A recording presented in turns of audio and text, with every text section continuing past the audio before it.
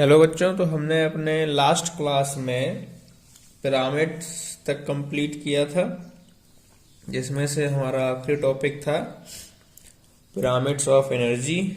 उसमें मैं आपको 2 पॉइंट और बताना चाहूँगा कि according to pyramids of energy जो हमारे टॉप कंज्यूमर्स हैं ये इकोलॉजिकली वीकेस्ट होते हैं, क्योंकि एनर्जी का ट्रांसफ़र 10% से होता है। तो जो टॉप कंज्यूमर होंगे उनके पास एनर्जी कम पहुंचेगी। सो इन टर्म्स ऑफ इकोलॉजी वो वीकेस्ट होते हैं। लेकिन अगर आप फिजिकली देखें तो टॉप कंज्यूमर्स हैं हमारे, जैसे कि लॉयन है, टाइगर है, ये फिजिकली बहुत ज़्यादा ताकतवर होते हैं। ये आपको एक बात ध्यान रखनी है, उसमें एज अ नोट आप याद रखिए। आज जो हमारा टॉपिक है वो है प्रोडक्टिविटी।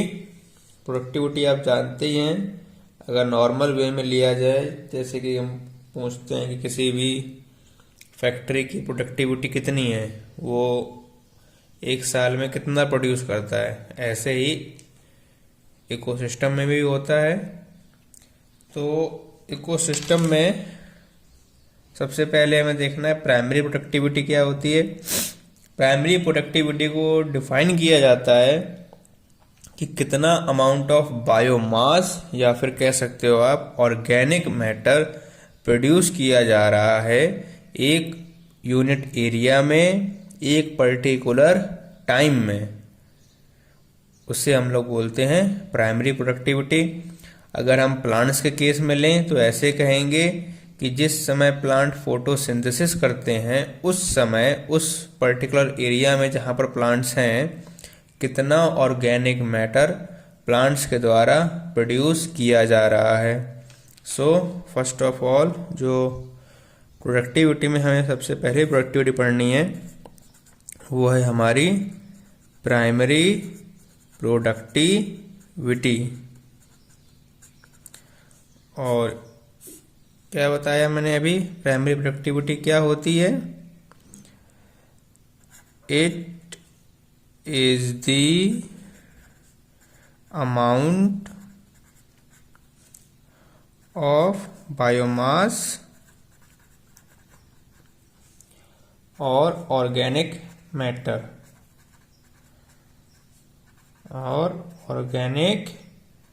मैटर जो कि प्रोड्यूस किया गया हो पर यूनिट एरिया, वो भी एक पर्टिकुलर टाइम में, ओवर अ टाइम पीरियड, उसे हम लोग बोलेंगे प्रोडक्टिविटी। अगर प्लांट के केस में लिया जाएगा तो लिख देंगे बाय प्लांट। और किस समय प्रोडक्शन करते हैं प्लांट्स? During photosynthesis. फोटोसिंथेसिस के इस टाइम पर ही तो एनर्जी का प्रोडक्शन करते हैं, फोटोसिंथेसिस। ठीक है, तो ये होती है प्राइमरी प्रोडक्टिविटी। अगर बात की जाए तो जो प्रोडक्टिविटी है उसको एक्सप्रेस किसके टर्म में करते हैं? तो प्रोडक्टिविटी को हम लोग एक्सप्रेस करते हैं वेट में या फिर एनर्जी में। It is expressed in terms of weight. ठीक है, वेट में भी कैसे लिखेंगे? Gram per metre square over a year. क्योंकि मैंने क्या बताया कि बायोमास का जो प्रोडक्शन हो रहा है वो पर्टिकुलर एरिया में, तो एरिया के लिए मीटर स्क्वायर हो गया। वेट का लेकर चलते हैं, वेट के टर्म में किया जाता है इसलिए ग्राम हो गया। और over a period of time के लिए करके लेके चलते हैं इसलिए यहाँ पर ईयर भी आता है। और अगर इन टर्म्स ऑफ एनर्जी कर रहे हैं सो वो क्या आ जाएगा? Calorie metre square over a period, है ना। एनर्जी के टर्म में कैलोरी हो जाएगा, मीटर स्क्वायर हो जाएगा और ईयर। ये क्लियर हो गया आपको। जो रेट होता है कि कितने रेट से आप प्रोड्यूस कर रहे हैं, कितने रेट से प्रोडक्शन हो रहा है बायोमास का, उसको हम लोग बोलेंगे प्रोडक्टिविटी। जो प्रोडक्टिविटी की डेफिनेशन अगर लिखी जाए तो क्या लिखेंगे? The rate of biomass production. क्या? Biomass production is called productivity. जैसा कि किसी फैक्ट्री का लेके चले तो यही कहेंगे कि 1 घंटे में ये कितना प्रोड्यूस कर लेते हैं। अगर कोई मशीन है, चिप्स मेकिंग मशीन ले लें, तो अगर उसका प्रोडक्टिविटी हम जानेंगे तो क्या कहेंगे कि वो एक बायोमास या फिर जो प्रोडक्शन है उसका रेट कितना है, कि वो किस रेट से चिप्स का फॉर्मेशन करती है। सो प्रोडक्टिविटी क्लियर हो गई होगी और उसका पहला टॉपिक प्राइमरी प्रोडक्टिविटी भी क्लियर हो गया होगा। अब जो प्राइमरी प्रोडक्टिविटी है इसको हमने अगेन 2 पार्ट्स में डिवाइड कर रखा है, जिसमें से जो पहला है वो है gross primary productivity. Gross primary productivity short form में जिसको हम लोग GPP लिख सकते हैं। ये क्या होता है? ये समझे तो जो total amount of energy fixed होती है किसी भी इकोसिस्टम की किसी भी पर्टिकुलर टाइम में, जिसमें आपका ऑर्गेनिक मैटर जो कि यूज किया गया हो। अगर प्लांट के केस में देखें तो प्लांट की जब हम प्रोडक्टिविटी को मेजर कर रहे हों तो प्लांट उस समय तो रेस्पायर कर ही रहा होता है, रेस्पिरेशन उसमें चल ही रहा होता है। तो जब हम प्रोडक्टिविटी प्लांट्स की मेजर कर रहे हों उस समय जो total amount of energy fixed होगी उस इकोसिस्टम में जहां पर वो प्लांट प्रेजेंट है उस पर्टिकुलर टाइम में, उसे बोलेंगे ग्रॉस प्राइमरी प्रोडक्टिविटी। एक बार दोबारा समझ लो, ग्रॉस प्राइमरी प्रोडक्टिविटी वो टोटल अमाउंट ऑफ एनर्जी होती है जो कि फिक्स्ड होती है किसी भी इकोसिस्टम में एक पर्टिकुलर टाइम में। और उसमें अगर प्लांट के केस में देखा जाएगा तो जिस समय आप मेजरमेंट ले रहे थे उस समय जो रेस्पिरेशन चल रहा था प्लांट के द्वारा उसको भी ग्रॉस प्राइमरी प्रोडक्टिविटी में इंक्लूड किया जाता है। सो इसकी डेफिनेशन क्या बनेगी? It is the total amount of energy fixed in an ecosystem. एक इकोसिस्टम में जो total amount of energy fixed होती है वो भी किसमें?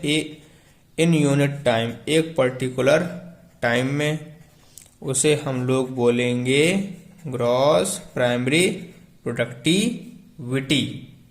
ठीक है, इसमें क्या इंक्लूड होता है? इंक्लूडिंग दी, अगर प्लांट के केस में देखा जाए जो कि यूज्ड किया जा रहा है रेस्पिरेशन में,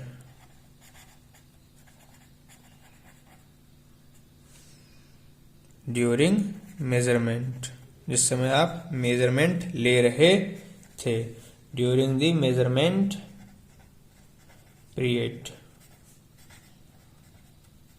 ठीक है, जैसे कि मैं एक इकोसिस्टम की 1 घंटे से मेजरमेंट ले रहा हूं तो उस 1 घंटे में भी तो इकोसिस्टम के अंदर जो भी प्लांट्स प्रेजेंट हैं वो एनर्जी का तो यूज कर ही रहे होंगे ना। तो उस एनर्जी को लेकर जो उस इकोसिस्टम की एनर्जी फिक्स्ड है, जब हम लोग उसको काउंट करते हैं एक पर्टिकुलर टाइम में, उसे बोलते हैं ग्रॉस प्राइमरी प्रोडक्टिविटी। ये क्लियर हो गया होगा आपको कि ग्रॉस प्राइमरी प्रोडक्टिविटी क्या होता है। ये टोटल अमाउंट ऑफ एनर्जी होती है जो किसी भी इकोसिस्टम की एक पर्टिकुलर टाइम में फिक्स्ड होगी और उसमें हम लोग उस ऑर्गेनिक मैटर को भी इंक्लूड करेंगे जो मेजरमेंट टाइम के पीरियड के समय यूज किया जा रहा था। दूसरी चीज इसमें होती है net primary productivity. Net primary productivity. अब ये नेट प्राइमरी प्रोडक्टिविटी क्या है? इसमें सिर्फ हम उसी चीज को लेंगे जो चीज स्टोर्ड है। बस मान लो कि इसकी डेफिनेशन अगर लेके चलें, जो अमाउंट होगी स्टोर्ड ऑर्गेनिक मैटर की प्लांट के टिश्यू में रेस्पिराइजेशन के बाद या फिर रेस्पिरेशन के बाद, उसे हम लोग बोलेंगे नेट प्राइमरी प्रोडक्टिविटी। इसमें जो जिस समय मेजरमेंट लिया जा रहा है उस समय जो प्लांट ऑर्गेनिक मैटर का यूज कर रहे हैं उसको इंक्लूड नहीं करते हैं। अदर देन दैट जो प्लांट अपने अंदर ऑर्गेनिक मैटर स्टोर करके रखता है उसे बोलेंगे नेट प्राइमरी प्रोडक्टिविटी। जैसे कि अगर मैंने 100% एनर्जी बनाई है जिसमें से मैं 80% एनर्जी स्टोर करके ही रखूंगा हर समय, बाकी एनर्जी में यूज करते रहूंगा, तो जो 80% है वो मेरी नेट प्राइमरी प्रोडक्टिविटी है। और जितना मैं प्रोड्यूस करता हूं टोटल, उसमें 80% बचाता भी हूं और 20% यूज भी करता हूं। तो 80 + 20 जो 100% मैं प्रोड्यूस कर रहा हूं वो मेरी ग्रॉस प्राइमरी प्रोडक्टिविटी है। So net primary productivity definition क्या है? द अमाउंट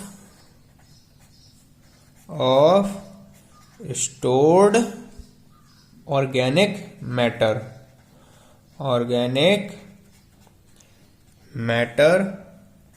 प्लांट के केस के लिए लेके चलें तो in plant tissues after respiratory utilisation.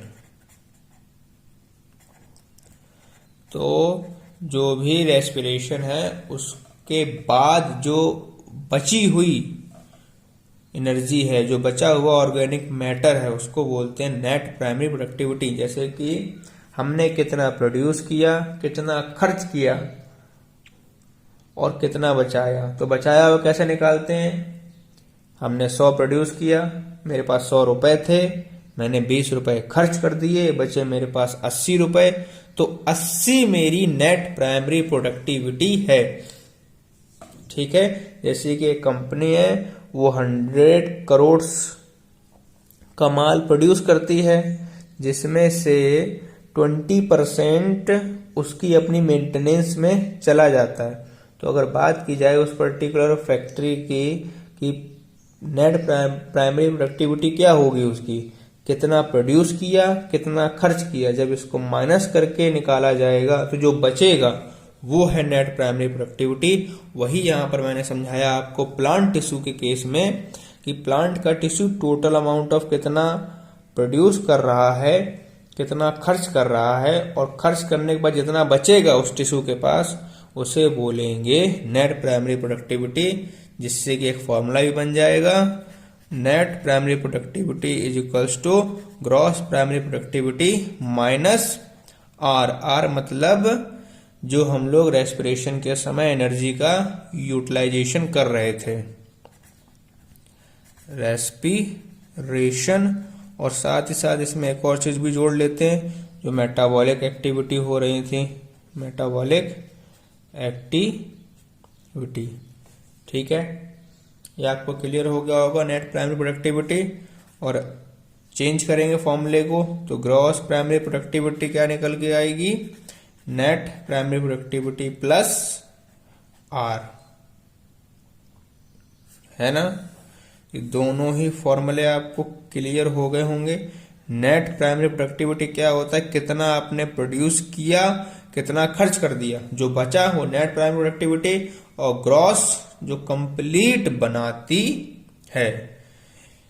इसमें एक नोट आपको ध्यान रखना है कि जो नेट प्राइमरी प्रोडक्टिविटी होती है वो अवेलेबल होती है बायोमास का किसके लिए?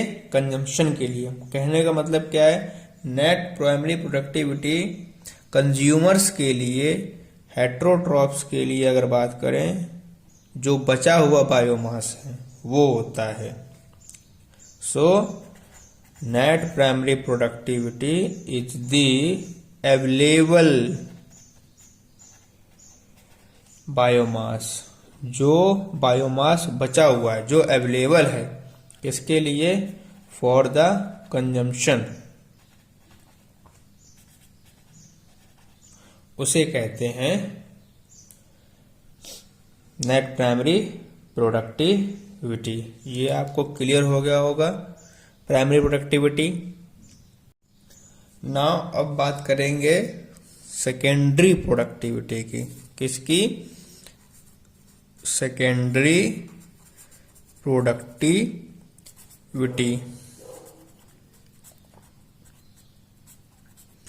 सेकेंडरी प्रोडक्टिविटी क्या होता है? ये रेट होता है formation of new organic matter जो कि कंज्यूमर्स के द्वारा फॉर्म किया जा रहा हो, उसे कहते हैं सेकेंडरी प्रोडक्टिविटी। एक बार दोबारा समझ लो, जो नया ऑर्गेनिक मैटर कंज्यूमर के द्वारा फॉर्म किया जाता है उसे बोलते हैं सेकेंडरी प्रोडक्टिविटी। उसका रेट, जो फॉर्मेशन का रेट है, उसे बोलेंगे सेकेंडरी प्रोडक्टिविटी। सो क्या इसकी डेफिनेशन है? The rate of formation of new organic matter, new organic matter जो किसके द्वारा बनाया जा रहा हो? बाय कंज्यूमर्स, उसे बोलेंगे सेकेंडरी प्रोडक्टिविटी। ये वाली बात क्लियर हो गई होगी। और एक थर्ड टाइप की भी प्रोडक्टिविटी होती है जिसे बोलते हैं नेट कम्युनिटी प्रोडक्टिविटी या फिर नेट प्रोडक्टिविटी। थर्ड टाइप क्या है? नेट कम्युनिटी प्रोडक्टिविटी, या फिर इसी को ही नेट प्रोडक्टिविटी भी कहते हैं। नेट प्रोडक्टिविटी ये क्या होता है? ये होता है रेट ऑफ स्टोरेज, कि कितना स्टोरेज का रेट है ऑर्गेनिक मैटर का, वो भी वो वाला जो हेट्रोट्रॉप्स के द्वारा यूज नहीं किया जा रहा है। ठीक है, तो इसकी डेफिनेशन क्या है? द रेट ऑफ स्टोरेज, वो भी किसका? ऑर्गेनिक मैटर का। ऑर्गेनिक मैटर को स्टोर करने का जो रेट है वो भी जो यूज नहीं किया जा रहा हो, not used by the heterotrophs, उसे कहते हैं नेट कम्युनिटी प्रोडक्टिविटी। तो फॉर्मूला अगर बनाए तो नेट कम्युनिटी प्रोडक्टिविटी का फॉर्मूला क्या बनेगा? जो नेट प्राइमरी प्रोडक्टिविटी है माइनस कर दिया जाए उसमें HR। HR आपका क्या है? हेट्रोट्रॉप्स। इसमें क्या देखो, नेट प्राइमरी प्रोडक्टिविटी तो ये होगा कि कितना मटेरियल स्टोर किया गया है। ठीक है, किसके लिए स्टोर किया जाता है? हेट्रोट्रॉप्स के लिए। हेट्रोट्रॉप्स उनको खाएंगे। हेट्रोट्रॉप्स के खाने के बाद भी जो बचेगा उसको बोलेंगे नेट प्रोडक्टिविटी। इसको आप ऐसा समझ लो कि मेरे पास 100 रुपीज है तो वो मेरे ग्रॉस प्रोडक्टिविटी है। उसमें से अगर मैं 20 रुपए खर्च कर देता हूं अपने ऊपर, उसके बाद जो बचेगा वो कहलाएगा नेट प्राइमरी प्रोडक्टिविटी। और नेट प्राइमरी प्रोडक्टिविटी के बाद जो अगर हम बात करें नेट कम्युनिटी प्रोडक्टिविटी की, तो इसमें क्या है? जो मेरे पास बचा हुआ था जो मैंने किसी काम के लिए रखा था, अगर मैं उसमें से कुछ रुपए खर्च भी कर देता हूं, उसके बाद जो बचेगा वो कहलाएगा नेट कम्युनिटी प्रोडक्टिविटी। अगर हम इकोसिस्टम के टर्म में देखें तो जो भी अमाउंट ऑफ एनर्जी किसी भी इकोसिस्टम में एक पर्टिकुलर टाइम में प्लांट्स के द्वारा फॉर्म की जाती है, या फिर टोटल अमाउंट ऑफ एनर्जी जो प्लांट फॉर्म करते हैं, उसे बोलते हैं ग्रॉस प्राइमरी प्रोडक्टिविटी। और उस ग्रॉस में जो प्लांट ने एनर्जी बनाई, उसमें से उसका कुछ हिस्सा उन्होंने अपने लिए भी यूज किया, वो भी चीज ग्रॉस प्राइमरी प्रोडक्टिविटी में इंक्लूड होती है।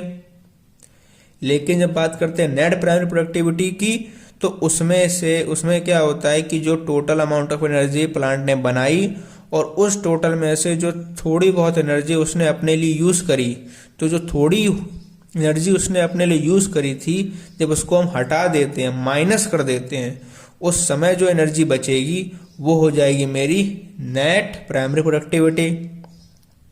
सेकेंडरी प्रोडक्टिविटी मैंने आपको बता दिया है, जो रेट होगा फॉर्मेशन का न्यू ऑर्गेनिक मैटर जो कंज्यूमर बनाएंगे। और जो नेट कम्युनिटी प्रोडक्टिविटी है, इसमें से क्या है कि जो नेट प्राइमरी प्रोडक्टिविटी होती है, जो कि जनरली किसके लिए होती है, हेटेरोट्रॉप्स के लिए, कंजप्शन के लिए होती है।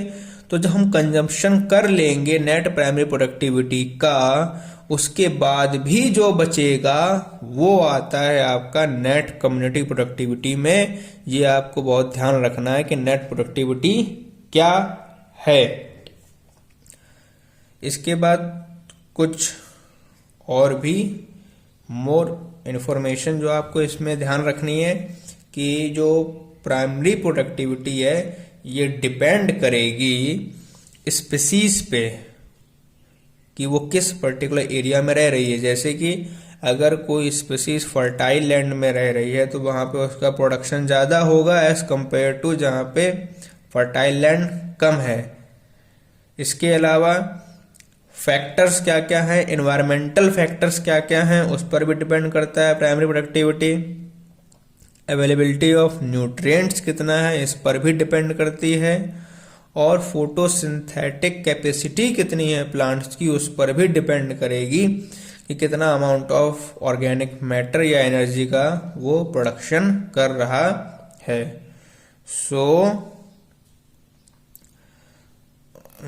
कुछ स्पेशल पॉइंट्स आपको याद रखने हैं। वो क्या है, किसके रिगार्ड में है, प्राइमरी प्रोडक्टिविटी। प्राइमरी प्रोडक्टिविटी, जिसमें से पहली चीज इट डिपेंड्स ऑन, किस पर डिपेंड कर रही है, प्लांट स्पीसीज पे,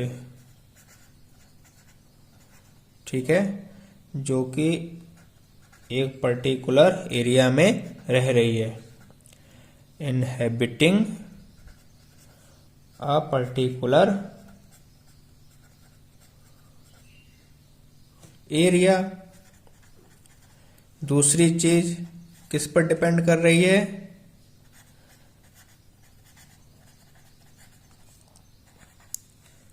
इन्वायरमेंटल फैक्टर्स पे, कि वहाँ के इन्वायरमेंटल फैक्टर्स क्या क्या हैं, वो भी किसके रिगार्ड में, न्यूट्रिएंट के, कि वहाँ पर न्यूट्रिएंट्स कितने हैं, और साथ ही साथ फोटोसिंथेटिक कैपेसिटी कितनी है, ठीक है, फोटोसिंथेटिक कैपेसिटी कितनी है उस प्लांट की।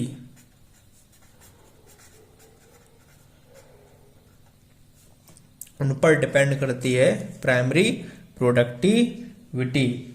अलग अलग इकोसिस्टम में पाए जाने वाले जो प्लांट्स होंगे, उनकी जो प्रोडक्टिविटी होगी वो अलग अलग होगी, और जो एनुअल या फिर जो नेट प्राइमरी प्रोडक्टिविटी होगी उस पूरे बायोस्फीयर की, वो भी अलग हो जाएगी। इसके बाद इसमें आपको क्या ध्यान रखना है, अगर हम बात करें कि जो टोटल बायोस्फीयर प्रेजेंट है अर्थ पे, उसकी नेट या फिर कहो नेट प्राइमरी प्रोडक्टिविटी कितनी होगी, तो अकॉर्डिंग टू न्यू डेटा जो annual net primary productivity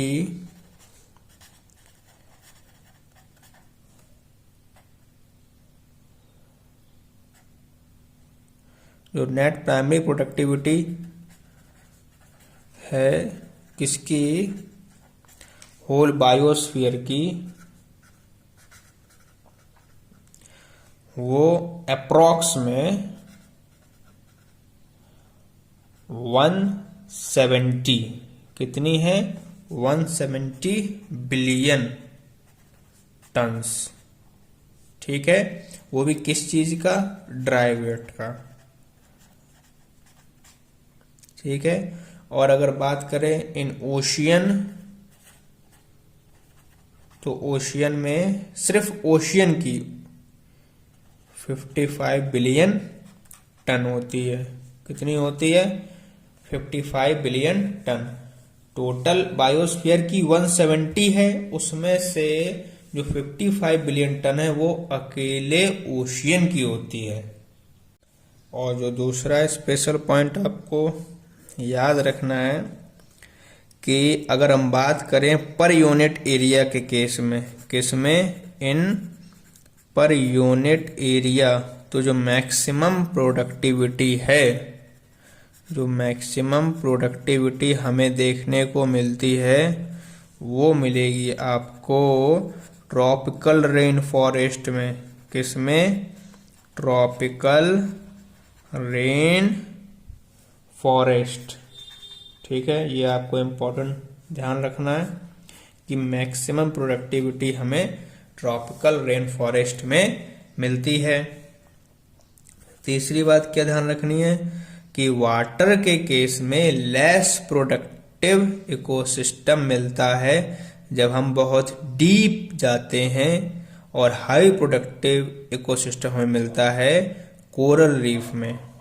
so in case of water, in water जो सबसे कम आपको प्रोडक्शन मिलेगा, जो प्रोडक्टिव मिलेगा इकोसिस्टम, वो मिलेगा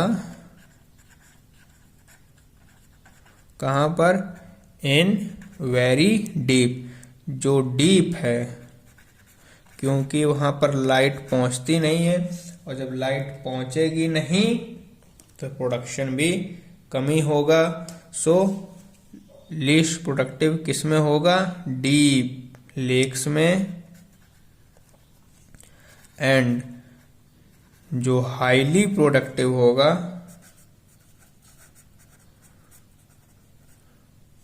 इकोसिस्टम, जैसा मैंने बताया अभी, वो आपको कोरल रीफ में मिलेगा। कहाँ पर, कोरल रीफ में। ध्यान रखना है कि वाटर के केस में लेस प्रोडक्टिव डीप लेक्स में होगा, और हाई प्रोडक्टिव इकोसिस्टम आपका कोरल रीफ में होगा। ठीक है, जो फोर्थ चीज आपको ध्यान रखनी है कि लिमिटिंग फैक्टर क्या है ओशियन के लिए। सो जो लिमिटिंग फैक्टर है प्रोडक्शन का इन case of ocean, for ocean, वो है अवेलेबिलिटी ऑफ नाइट्रोजन। क्या है, नाइट्रोजन। और इन केस और लिमिटिंग फैक्टर किसके लिए, लेक के लिए, वो है आपका फॉस्फोरस की अवेलेबिलिटी। ठीक है, ये दो लिमिटिंग फैक्टर हैं। नाइट्रोजन ओशियन के लिए होता है, फॉस्फोरस लेक के लिए। ये ध्यान रखना है आपको। इसके अलावा पांचवी चीज में आपको ध्यान रखनी है कि लैंड में जो प्रोडक्टिविटी है वो कितनी होती है। इन लैंड पर्टिकुलर हम बात करेंगे ट्रॉपिकल रेन फॉरेस्ट की, इसकी सबसे ज़्यादा होती है, वो भी कितनी, अप्रॉक्स में 5 kg पर मीटर स्क्वायर पर ईयर। ये हमें लैंड एरिया में देखने को मिलेगी और वो भी ट्रॉपिकल रेन फॉरेस्ट में सबसे ज़्यादा है 5 kg। और लोवेस्ट जो है, लोवेस्ट जो प्रोडक्टिविटी है लैंड के केस में वो होती है डेजर्ट की, डेजर्ट की जैसे कि टुंड्रा। ठीक है। इसके बाद जो इसमें लास्ट चीज आपको ध्यान रखनी है कि जो मोस्ट प्रोडक्टिव एग्रो इकोसिस्टम होता है वो शुगर केन का होता है और राइस का होता है। मोस्ट प्रोडक्टिव जो एग्रो इकोसिस्टम होगा, क्या होगा, एग्रो इकोसिस्टम, वो किसका होगा, शुगर का, मतलब sugar cane and rice ecosystem का। किसका, राइस इकोसिस्टम का, जो कि अप्रॉक्स में कितना होता है 3.4 kg पर मीटर स्क्वायर पर ईयर। तो ये स्पेशल पॉइंट्स कुछ आपको याद रखने हैं, अकॉर्डिंग टू एग्जाम पर्पस बहुत ज्यादा इंपॉर्टेंट है। ठीक है। सो बायोटिक फैक्टर हमने पढ़ा, प्रोडक्टिविटी हमने पढ़ा, पिरामिड्स पढ़े। अब बात करी जाएगी ए बायोटिक एनवायरमेंटल फैक्टर्स जो है इकोसिस्टम के, उनके बारे में। तो जो ए बायोटिक एनवायरमेंटल फैक्टर्स हैं वो कौन कौन से हैं हमारे, पहला लाइट, दूसरा टेम्परेचर, तीसरा सॉइल और चौथी चीज बाकी दूसरे हो सकते हैं, इसलिए उनको हम लोग अदर्स में लेके चल लेंगे। तो सबसे पहला जो ए बायोटिक एनवायरमेंटल फैक्टर है वो है हमारा लाइट। चलो इसके बारे में समझते हैं। तो ये जो लाइट हमारा ए बायोटिक एनवायरमेंटल फैक्टर है ये बहुत ही ज्यादा इम्पोर्टेंट है, कॉम्प्लेक्स है। सबसे पहली बात कि लाइट को मेजर कैसे किया जाता है, अगर आप लोगों को पता हो तो लाइट को हम लोग मेजर्ड करते हैं, कितनी अमाउंट ऑफ लाइट आ रही है उसी के अकॉर्डिंग होता है सब कुछ इकोसिस्टम में। So light is measured by lux meter. किसके द्वारा, लक्स मीटर या फिर फोटोमीटर। क्या बोलेंगे, photometer. So amount of light या फिर अवेलेबिलिटी ऑफ लाइट को मेजर किया जाता है फोटोमीटर से, लक्स मीटर से। ये एक इलेक्ट्रोमैग्नेटिक स्पेक्ट्रम होता है। लाइट जो होती है एक अपने आप में इलेक्ट्रोमैग्नेटिक स्पेक्ट्रम है। इसी में क्या है, ये एक electromagnetic spectrum. It is a जो डिवाइस है वो इलेक्ट्रोमैग्नेटिक स्पेक्ट्रम का ही यूज करती है, जिससे हमें पता चल जाता है कि वहां पर अवेलेबिलिटी ऑफ लाइट कितनी है। सो डिवाइस जो है वो अपने आप में क्या है, एक इलेक्ट्रोमैग्नेटिक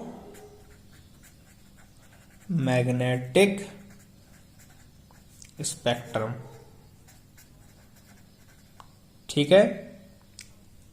इसी के अकॉर्डिंग देख लेता है कि अवेलेबिलिटी ऑफ लाइट कितनी है। इसमें हम बात करते हैं सबसे पहले सोलार कांस्टेंट की।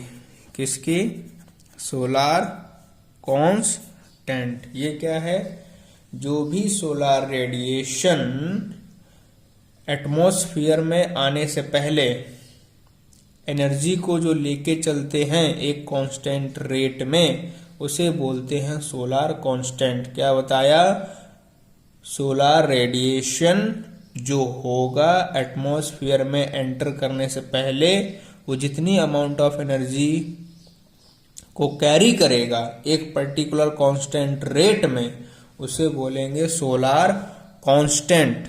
तो इसकी डेफिनेशन क्या है, solar radiation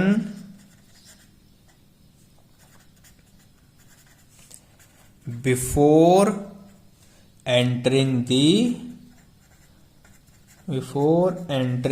atmosphere जो कैरी करेगा, क्या कैरी करेगा, carries energy at a constant rate, उसे बोलेंगे सोलार कांस्टेंट। और ये लगभग कितना होता है, 2 कैलोरी सेंटीमीटर इनवर्स का स्क्वायर पर मिनट का इनवर्स। ठीक है, इसे बोलते हैं हम लोग, मतलब कि इतनी अमाउंट ऑफ एनर्जी पर सेंटीमीटर स्क्वायर पर मिनट लेके रखता है सोलार कांस्टेंट, जब वो हमारे एटमॉस्फेयर में एंटर करता है उससे पहले। सोलार रेडिएशन में वेवलेंथ होती है लाइट की, विजिबल स्पेक्ट्रम होता है जो, ठीक है। जनरली हम लोग लाइट को कैसे पता करते हैं, क्योंकि हमें लाइट नजर आती है, वो भी कब नजर आती है, जब उसका स्पेक्ट्रम 400 नैनोमीटर से 700 नैनोमीटर के बीच में रहेगा, तभी आप लाइट को देख सकते हैं, वरना नहीं देख सकते हैं। सो इन सोलार रेडिएशन जो वेवलेंथ है, यानी कि हमारा लैम्डा लाइट का, या फिर कहें विजिबल स्पेक्ट्रम का, वो कितना होता है,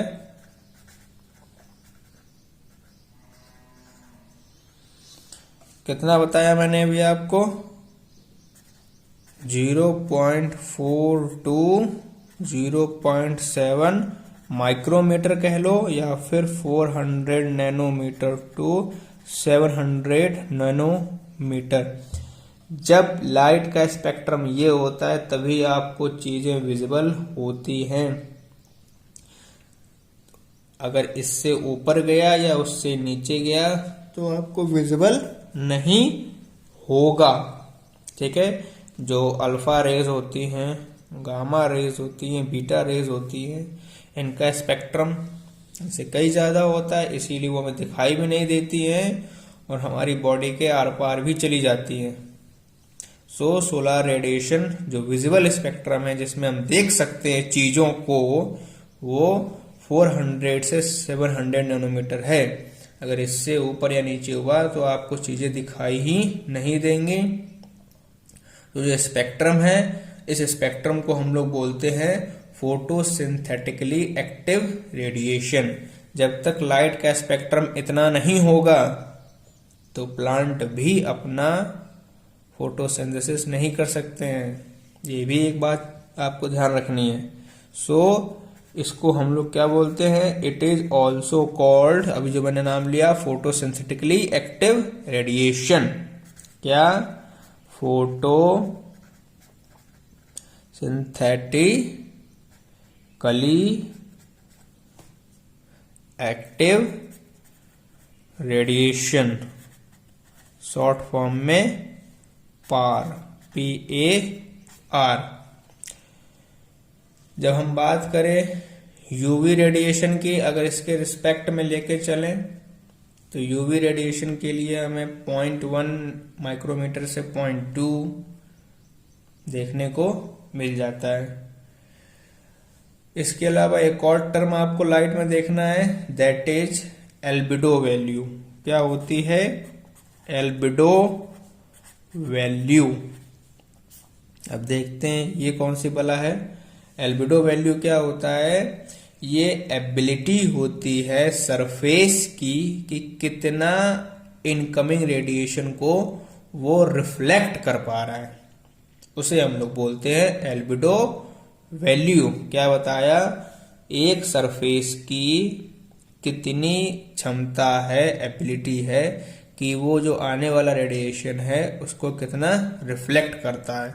ठीक है, सो the ability of a surface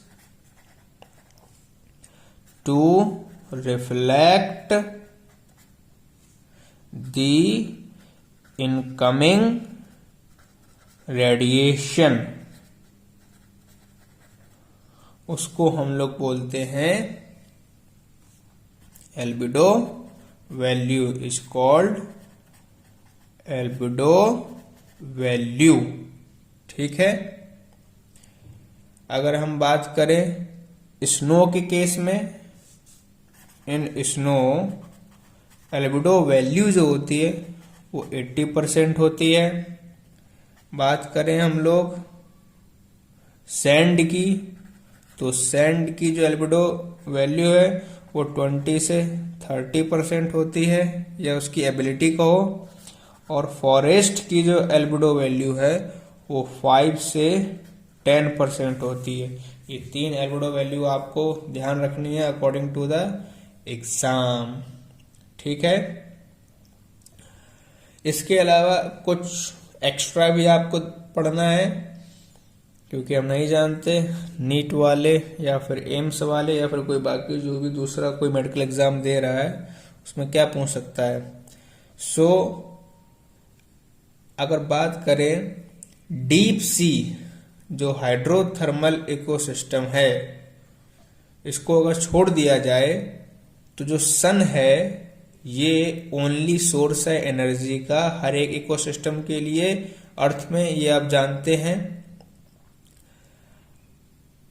जो इंसिडेंट सोलर रेडिएशन होता है वो लेस देन होता है आपका 50% उसके फोटोसिंथेटिकली एक्टिव रेडिएशन के कंपैरिजन में। प्लांट्स को केवल 2 से 10% ही फोटोसिंथेटिकली एक्टिव रेडिएशन मिलता है, और ये बहुत अमाउंट ये अमाउंट है बहुत ज़्यादा छोटा होता है। जो पूरा का पूरा लिविंग वर्ल्ड डीप सी में रहता है। इसीलिए मैंने भी आपको बताया था कि जो डीप सी है वहाँ पर प्रोडक्शन बहुत कम होता है, क्योंकि वहाँ पर जो लाइट की अवेलेबिलिटी होती है वो टोटल का 2 से 10% ही मिल पाती है। सो कुछ स्पेशल पॉइंट, कुछ एक्स्ट्रा, क्या extra point as a note ध्यान रखना कि in case of in deep sea क्या है, जो ISR है इंसिडेंट सोलर रेडिएशन है, क्या इंसिडेंट सोलर रेडिएशन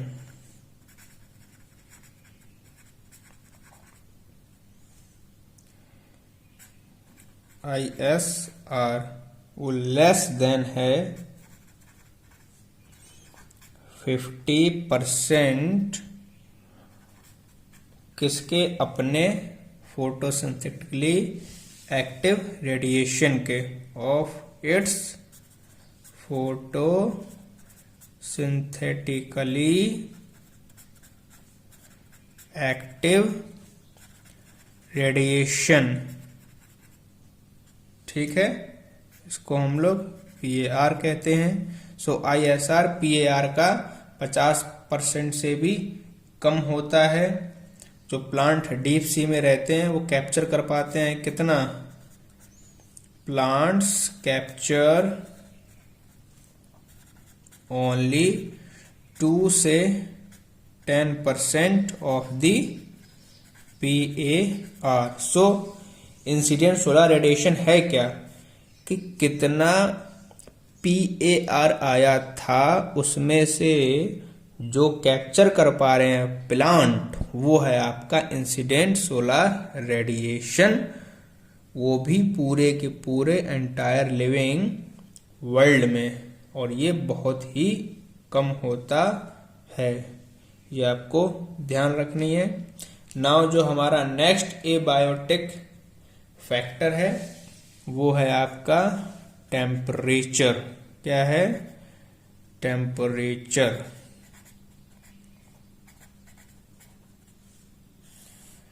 ठीक है।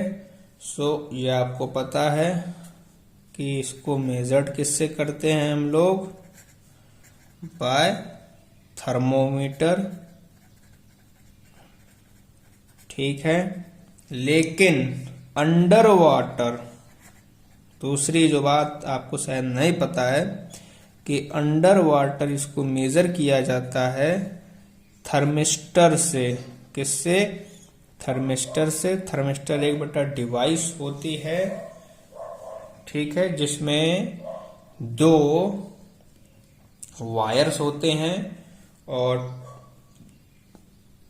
अलग अलग एलिमेंट के वायर होते हैं, जैसे कि कॉपर हो गया, कांस्टेंट हो गया।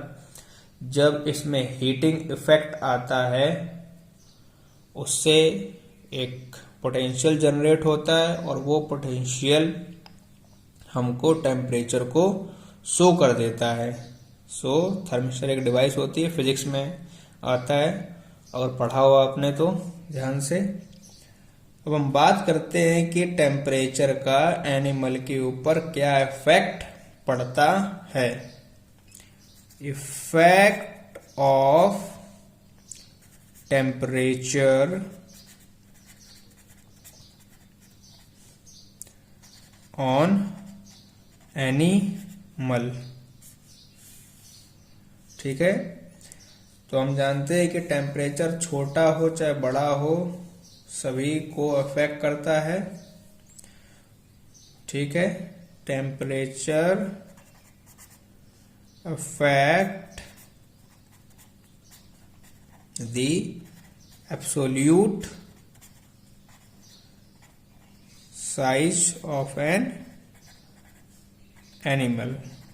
एनिमल के एक एब्सोल्यूट साइज को अफेक्ट करता है और साथ ही साथ उसके बॉडी पार्ट्स को भी, एंड इट्स बॉडी पार्ट्स। इसमें सबसे पहले हमें पढ़ना है बर्गमैन रूल। क्या पढ़ना है? Burgman rule. बर्गमैन रूल क्या कहता है? बर्गमैन रूल कहता है कि जो बर्ड्स हैं, जो मैमल्स हैं, वो अपना ग्रेटर साइज कोल्ड रीजन में ही ज्यादा गेन कर पाते हैं as compare to warm region. मतलब क्या है? जो भी प्राणी कोल्ड रीजन का होगा उसका जो बॉडी का साइज होगा वो ज्यादा बड़ा होगा as compare to warm region. सो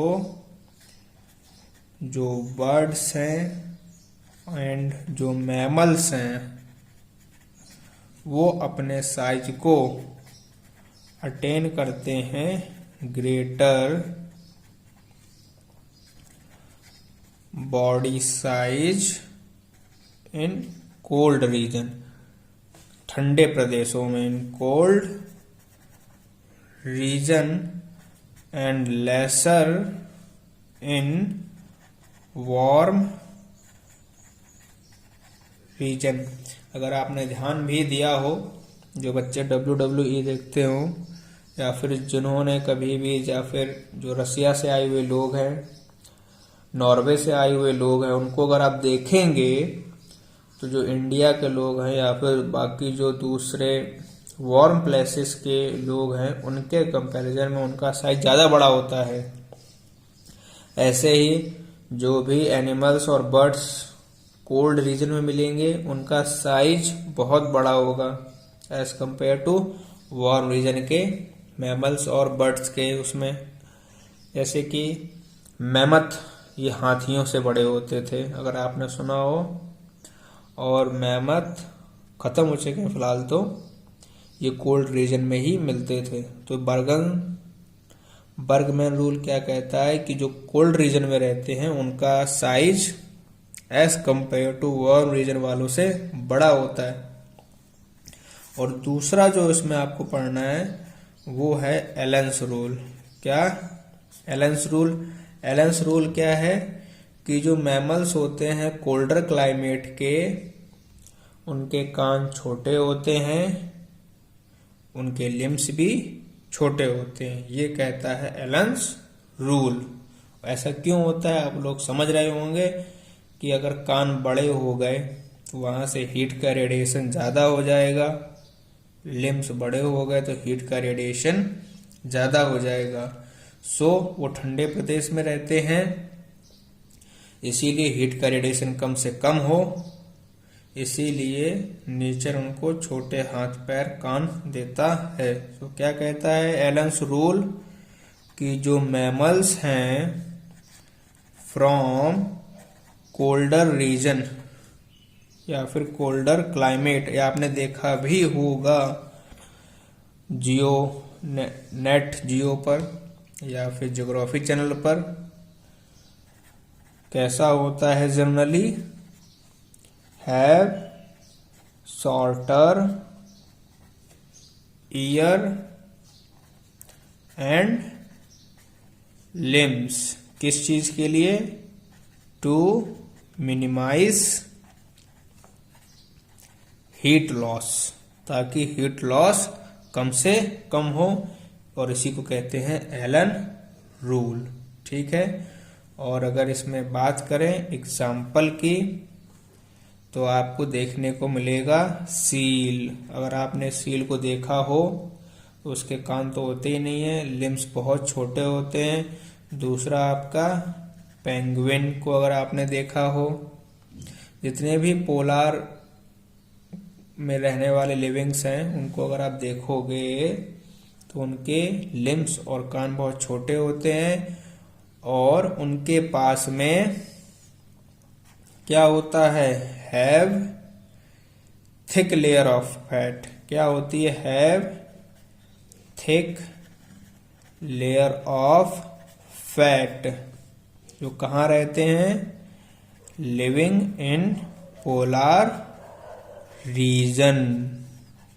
ताकि जो ये थिक लेयर है, जिसको ब्लबर भी बोलते हैं, क्या बोलते हैं? ब्लबर। ये इंसुलेटर की तरह काम करती है और हीट लॉस से बचाती है। ठीक है। इसके अलावा एक और चीज है कि जब बात करते हैं हम लोग गर्म जगहों के बारे में, जैसे कि डेजर्ट हो गए, वहां पर क्या होता है, जैसे कि जो कोल्ड रीजन में रह रहे हैं उनके पास थिक लेयर ऑफ फैट होती है, इसको ब्लबर कहते हैं, उनकी स्किन के नीचे। ऐसे ही जो भी प्लांट्स डेजर्ट में पाए जाते हैं, इन डेजर्ट, किसमें? डेजर्ट में जो प्लांट होते हैं उनके पास में थिक क्यूटिकल की लेयर होती है। किसकी? Thick cuticle. कहाँ पर? उनके लीफ सरफेस पर, ऑन देयर लीफ सरफेस। और इसके अलावा और एक खास बात होती है, एंड हैव देयर स्टोमेटा। उनका जो स्टोमेटा होता है वो अरेंज्ड होता है या फिर बहुत ही अंदर होता है इन डीप पिट्स। ऐसा क्यों? ताकि मिनिमाइज कर सके ट्रांसपिरेशन को, टू मिनिमाइज वाटर लॉस। किसके जरिए? Through transpiration. सो टेम्परेचर में आपको ये वेरिएशन देखने को मिलेगा। और जो भी प्लांट्स डेजर्ट में पाए जाते हैं उनके पास एक स्पेशल फोटोसिंथेटिक पाथवे होता है। Have special photosynthetic pathway. और उसको क्या बोलते हैं? अगर पढ़ा होगा, कैम पाथवे होता है। और ये क्या कराता है?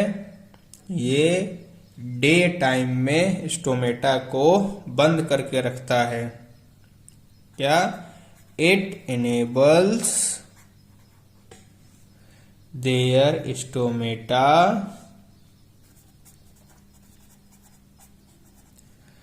टू रिमेन क्लोज, बंद रखता है, टू रिमेन क्लोज्ड, वो भी किस समय, दिन के समय, ड्यूरिंग डे टाइम, ताकि वाटर का लॉस कम से कम हो। डेजर्ट में पाए जाने प्लांट्स जैसे कि ओपनीशिया, अगर आपने देखा हो तो उसमें कोई भी क्या नहीं होता है, लीव्स नहीं होती है। क्या नहीं होती है? ओपनीशिया हैव नो लीव्स। क्यों नहीं होती हैं? क्योंकि लीव्स होंगी, साइज बढ़ेगा, साइज बढ़ेगा यानी कि सरफेस एरिया बढ़ रहा है, सरफेस एरिया बढ़ गया तो वाटर का लॉस भी उतना ज्यादा हो जाएगा। सो लीव्स नहीं होती हैं, वो चेंज हो जाती हैं। लीव्स मॉडिफाइड किसमें? Into spines, into spines. क्यों हो रही है ऐसी? बताया मैंने अभी, टू रिड्यूस ट्रांसपीरेशन, ट्रांसपीरेशन, ठीक है। और जो फोटोसिंथेटिक फंक्शन होता है ऐसे प्लांट्स में, वो फ्लैटेंड स्टेम्स के द्वारा किया जाता है। जो फोटोसिंथेटिक फंक्शन होगा वो कहाँ पर होता है या फिर किसके द्वारा किया जाता है? Is taken over by the flattened stem, flattened stems, ठीक है। सो टेम्परेचर में आपको ये चीजें ध्यान रखनी है। इसके अलावा हमारे पास एक और टर्म है, वो है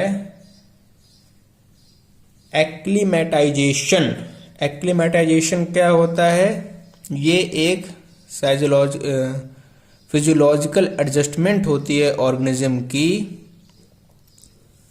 किसके रिगार्ड में? Slowly changing new environmental condition. So acclimatization क्या है? जो ऑर्गेनिज्म है जब वो ग्रेजुअली जो अपना फिजियोलॉजिकल एडजस्टमेंट है वो कम करते हैं या फिर करते हैं slow changing new environmental condition, उसे बोलते हैं एक्लीमेटाइजेशन। अगर कोई शिफ्ट हो रहा हो किसी एनवायरमेंटल फैक्टर में जो कि ऑर्गेनिज्म के टॉलरेंस के बियॉन्ड हो, तो उस ऑर्गेनिज्म क्या करते हैं? वहां से माइग्रेट कर जाते हैं, ठीक है। सो क्या बताया मैंने? एक और टर्म यहां पर आपको, एक्लीमेटाइजेशन। और ये होता क्या है? It is a gradual physiological adjustment. ये एक तरीके का एडजस्टमेंट होता है। वो भी किसका एडजस्टमेंट होता है? ऑर्गेनिज्म का। किसके रिस्पेक्ट में होगा? स्लोली चेंजिंग न्यू एनवायरमेंट के रिस्पेक्ट में, of the organism to the slowly changing new environmental condition, ठीक है। सो एक्लीमेटाइजेशन आपको क्लियर हो गया होगा। ये कुछ नहीं है, जो ऑर्गेनिज्म है जब वो एनवायरमेंटल कंडीशन के हिसाब से अपने आप को एडजस्ट करते हैं उसे कहा जाता है एक्लीमेटाइजेशन। जैसे कि जब सर्दियां आती हैं तो हम लोग कपड़े पहनते हैं, गर्मियां आती हैं तो एसी चलाते हैं, ताकि हम लोग एडजस्ट कर सकें उसको अपने हिसाब से। इसको बोलते हैं एक्लीमेटाइजेशन। और जब environmental factor, when environmental factor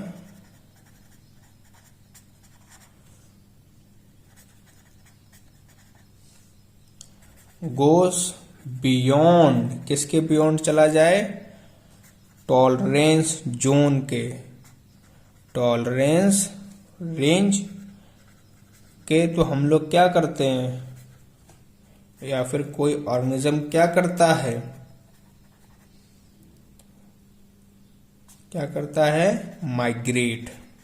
जैसे कि आप गर्मियों के समय में अपनी छुट्टियां बिताने मसूरी चले जाते हो या फिर किसी दूसरे ठंडे प्रदेश में चले जाते हो, तो ये कब होता है, जब कंडीशन आपके टॉलरेंट रेंज के बाहर चली जाती हैं। इसके अलावा जो एक्लिमेटाइजेशन में आपको देखना है, जो एंटी फ्रीजिंग प्रोटीन कंपाउंड होते हैं वो फिशेस को अलाउ करते हैं एंटार्क्टिक रीजन में जिंदा रहने के लिए। ठीक है, जो फिशेस पोलार रीजन में रहती हैं या फिर एंटार्क्टिक रीजन में रहती हैं, उनके पास में एंटी फ्रीजिंग प्रोटीन्स होते हैं जिनकी वजह से ही वहां पर मछलियां रह पाती हैं। इसमें जो पहला पॉइंट आपको ध्यान रखना है, एक्लिमेटाइजेशन आपको क्लियर हो गया होगा कि जो भी एडजस्टमेंट एक ऑर्गेनिज्म करता है उसके एनवायरनमेंट के रिस्पेक्ट में उसे कहते हैं एक्लिमेटाइजेशन।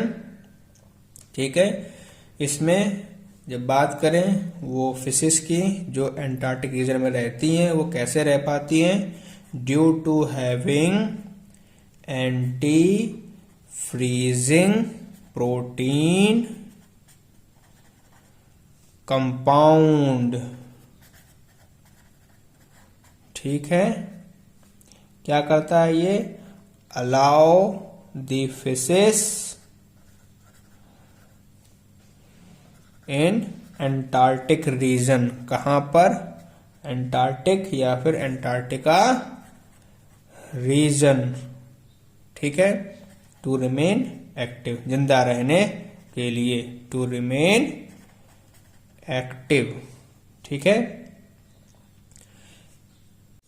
तो एंटी फ्रीज प्रोटीन तो हो गए उन फिशेस के लिए जो रहते हैं एंटार्क्टिक रीजन में। ऐसे ही जो डेजर्ट एरिया में रहते हैं उनके पास में कैप्रोनिन्स प्रोटीन होती हैं। क्या होती हैं, कैप्रोनिन्स प्रोटीन। तो उनको क्या बोलते हैं, कैप्रोनिन्स को हम लोग, कैप्रोनिन्स को बोलते हैं हीट शॉक प्रोटीन, दी हीट शॉक प्रोटीन। ठीक है, कौन सी हैं वो, कैप्रोनिन्स। ठीक है, इनकी खास बात क्या होती है कैप्रोनिन्स की, कि ये फिजियोलॉजिकल एडेप्टेशन दे देती हैं प्लांट की बॉडी को ताकि वो हाई टेम्परेचर को टॉलरेट कर सके। उनका जो प्रोटीन है वो अपना स्ट्रक्चर ना खोए, मतलब कि जो डीनेचुरेशन है उसको अवॉइड कर सके at high temperature. So heat shock protein जो कि कैप्रोनिन्स होती हैं वो क्या प्रोवाइड करती हैं, वो प्रोवाइड करती हैं physiological adaptation, physiological adaptations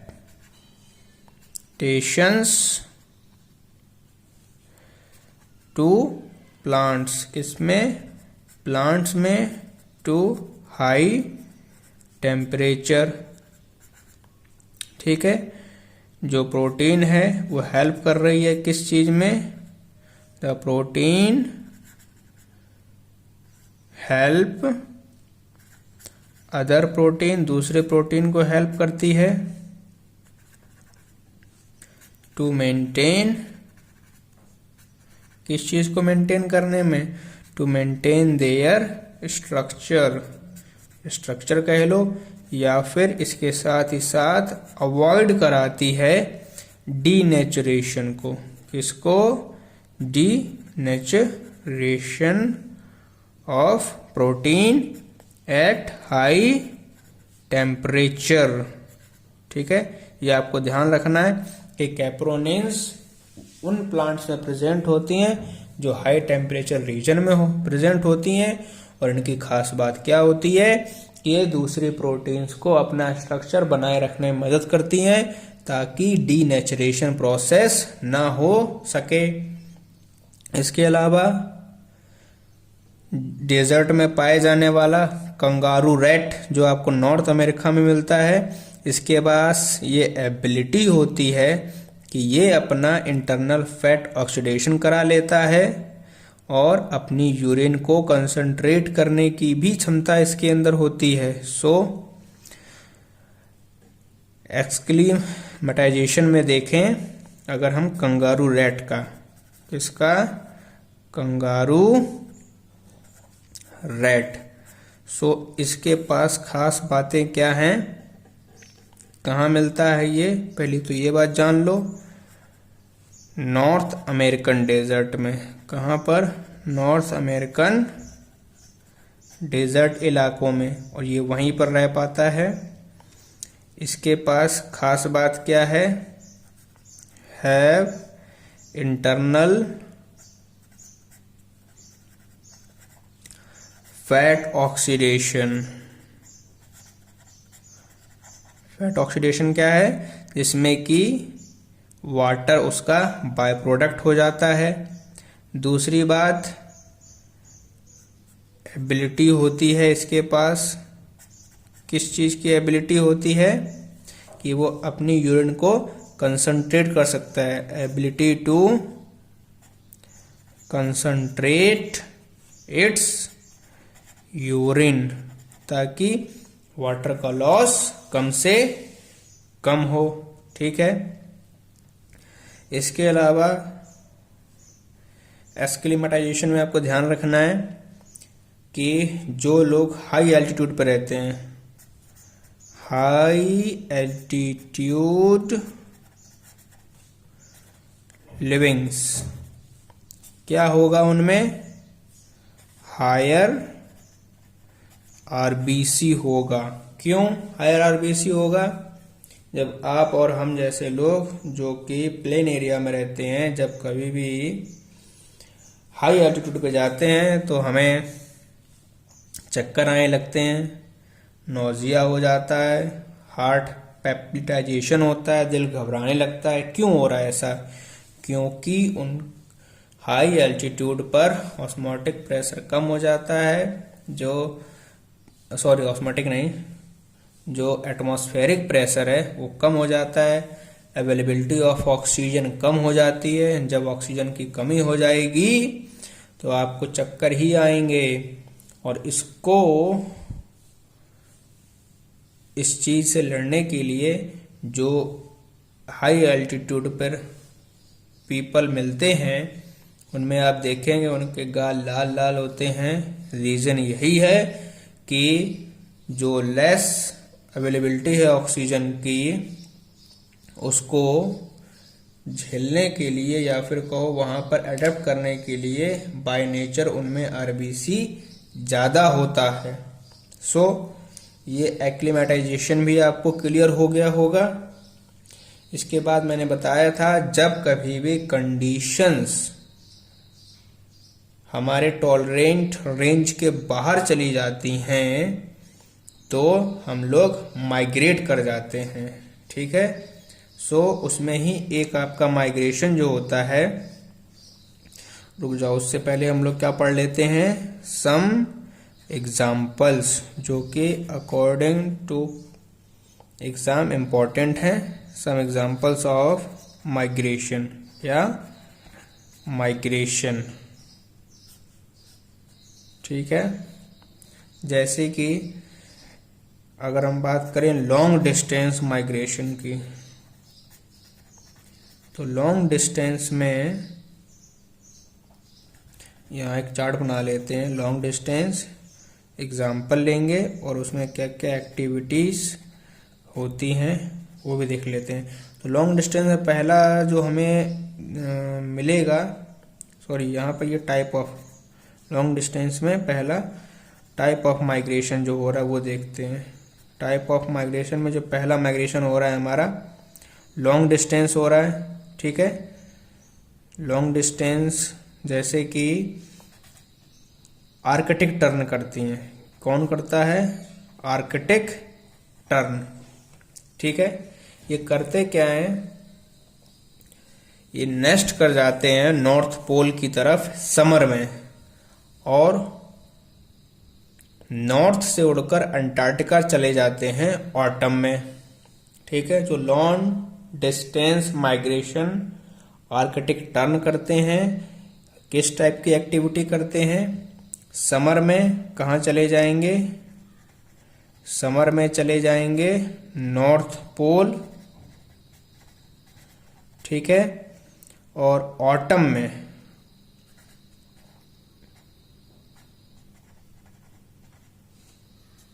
Antarctica. ठीक है, दूसरा शॉर्ट डिस्टेंस माइग्रेशन जो हो रहा है, शॉर्ट डिस्टेंस माइग्रेशन, ये आपका कैरिबो करता है, एल्क करती है, व्हेल करता है। कौन कौन करता है? कैरिबो करता है, एल्क करता है एंड व्हेल करती है। ये क्या करती हैं? ये माइग्रेट कर जाएंगी फूड के सर्च में, migrate in search of food, वो भी कब? विंटर में। सो ये माइग्रेट्स करती हैं इन सर्च ऑफ फूड, कब? विंटर में। Each winter to warmer place. ठीक है, इसके बाद टाइप ऑफ माइग्रेशन में जो तीसरा आपको देखना है वो है पीरियोडिक, जो हमेशा करते रहते हैं। उसमें आपका टिड्डी, टिड्डी मतलब लॉकस्ट, लॉकस्ट, इसी को टिड्डी भी बोलते हैं। इसमें इसकी बहुत बड़ी पॉपुलेशन माइग्रेट कर जाती है in search of feeding grounds, for feeding grounds. So ये कुछ examples according to point of exam आपको याद रखने हैं। इसके अलावा एक नोट में आपको एक चीज ध्यान रखनी है, वो है थर्मल माइग्रेशन। क्या है? थर्मल माइग्रेशन, क्योंकि पूछा गया है कई बार। जो थर्मल माइग्रेशन है ये आपको बर्ड्स में देखने को मिलता है। Has seen in birds. वो भी कौन कौन सी बर्ड्स? इसमें आपके साइबेरियन क्रेन हो गए, जो कि इंडिया में भी चले आते हैं, खेतों में देखने को मिलेंगे, और आर्कटिक टर्न। ठीक है, ये बर्ड के केस में है। और मैमल्स के केस में अगर देखें जो थर्मल माइग्रेशन करते हैं, तो मैमल्स आपके जो हैं वो है बिशन और कैरिबो। और फिशेस के केस में अगर देखें जो थर्मल माइग्रेशन करते हैं वो हैं आपकी सैल्मन, और भी बहुत सारी हैं, लेकिन जनरली सैल्मन का ही एग्जाम्पल एग्जाम में दिया जाता है। इसके बाद अगर हम लोग और बात करें तो जो आएगा कि कुछ ऑर्गेनिज्म हैं जो कि बिहेवियर रिस्पॉन्स देते हैं। जैसे कि हमने एक्लीमेटाइजेशन में पढ़ा कि ये सब कुछ फिजियोलॉजिकल एडजस्टमेंट था, वैसे ही कुछ ऑर्गेनिज्म ऐसे हैं जो बिहेवियर रिस्पॉन्स देते हैं अपनी एनवायरमेंटल कंडीशन से कोप आउट के लिए। ठीक है, जैसे कि जो मैमल्स हैं उनके पास ये क्षमता होती है कि वो हाई टेम्परेचर को टॉलरेट कर सकते हैं, लेकिन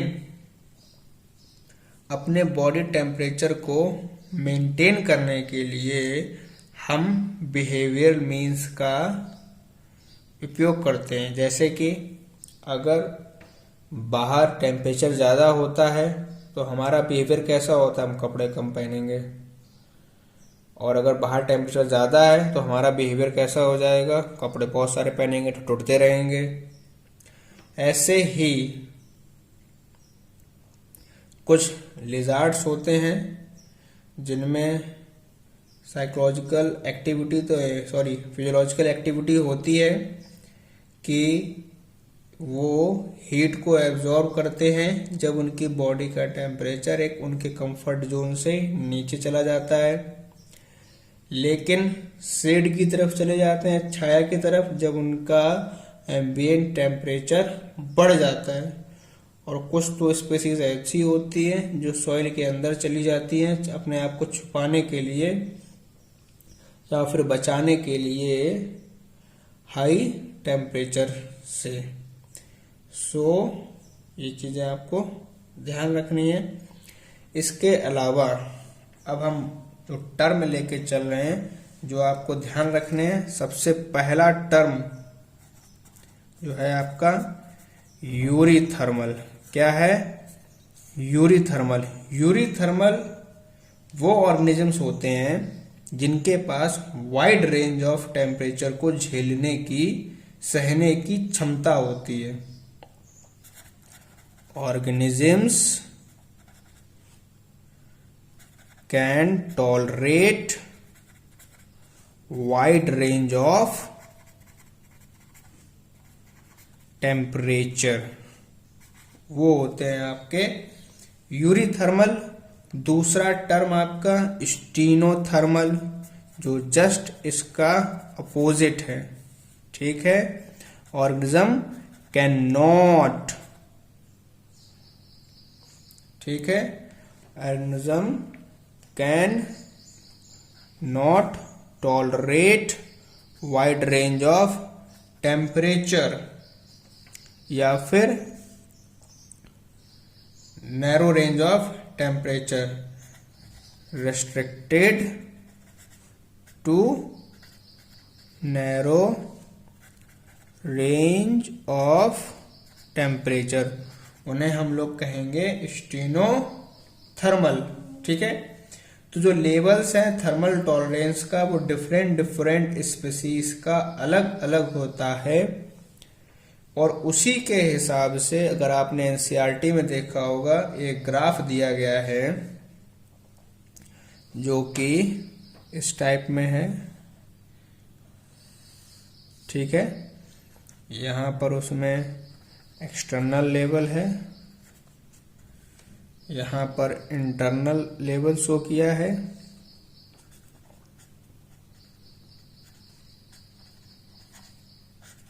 ठीक है, और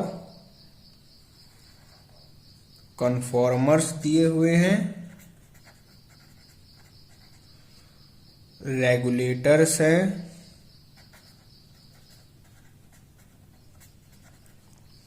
और पार्शियली रेगुलेटर्स हैं। क्या है? Partial regulators. एक एक करके हम इन सब टर्म्स को समझते हैं। सबसे पहले कन्फॉर्मर्स क्या होते हैं? तो कन्फॉर्मर्स वो ऑर्गेनिज्म होते हैं जो अपने कांस्टेंट इंटरनल या फिर कहें ऐसे ऑर्गेनिजम्स जो मेंटेन नहीं रख सकते हैं एक कांस्टेंट इंटरनल एनवायरनमेंट को, मतलब उनका जो बॉडी का टेम्परेचर है या फिर ऑस्मोटिक कंसंट्रेशन है वो एनवायरनमेंट के साथ में चेंज होती रहती है, वो होते हैं कन्फॉर्मर्स। मतलब कि कन्फॉर्मर्स को एनवायरनमेंट के रिस्पेक्ट में अपने जो कंडीशंस हैं उनको चेंज करनी पड़ती हैं, वो होगा कन्फॉर्मर्स। रेगुलेटर की बात करें तो ये वो होते हैं जिनके पास ये खास होता है कि वो अपने टेम्परेचर को, ऑस्मोटिक कंसंट्रेशन को कांस्टेंट करके रख पाते हैं। तो जितने बर्ड्स हो गए, मैमल्स हो गए, कुछ लोअर वर्टिब्रेट्स हो गए, कुछ लोअर इनवर्टिब्रेट स्पीसीज हो गई, इनके पास ये एबिलिटी होती है कि वो अपने आप को रेगुलेट कर पाते हैं। उनके पास में थर्मो रेगुलेशन और ऑस्मो रेगुलेशन की कैपेबिलिटी होती है कि वो अपने आप अपना बॉडी टेम्परेचर, अपना ऑस्मोटिक कंसंट्रेशन को मेंटेन रख सकते हैं, चाहे बाहर एनवायरनमेंट में कैसा भी क्यों ना हो। तो ये आपको समझ में आ गया होगा। कन्फॉर्मर्स वो होते हैं,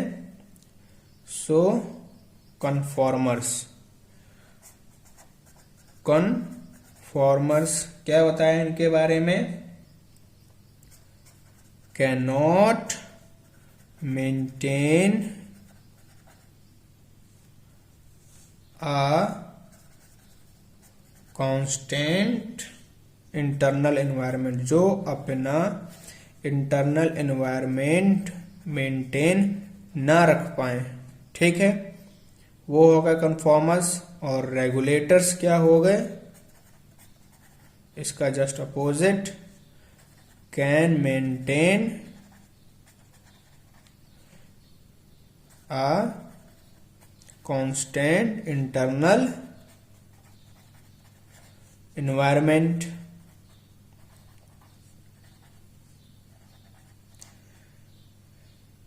ठीक है, ये दोनों चल गई, पता होगी।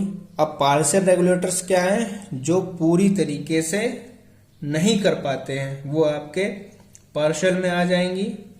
ठीक है, इसके बाद अब हम देखते हैं लेक के केस में जो थर्मल स्ट्रेटिफिकेशन होता है लेक्स के केस में। सो बात करें थर्मल स्ट्रेटिफिकेशन की, तो ये आपका कहाँ पे होता है? डीप वाटर बॉडीज में होता है, क्योंकि डिफरेंस होता है वहां पर टेम्परेचर का अलग अलग डेप्थ में।